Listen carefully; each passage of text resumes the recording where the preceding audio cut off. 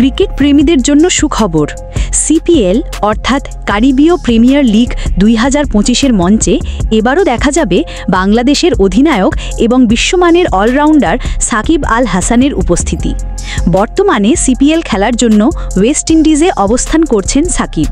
তার দল আগামী 15 আগস্ট ভোর 5টায় সিরিজের উদ্বোধনী ম্যাচে মাঠে নামবে।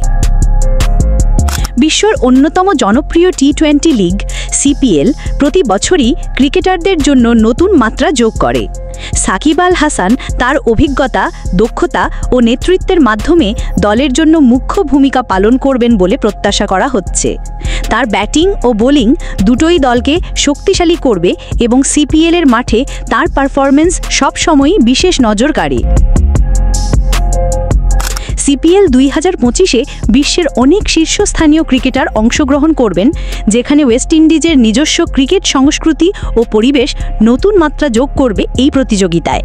সাকিবের দলও তাদের প্রথম ম্যাচে মাঠে নামার আগ্রহ ও উন্মাদনায় মুখর হয়ে উঠেছে।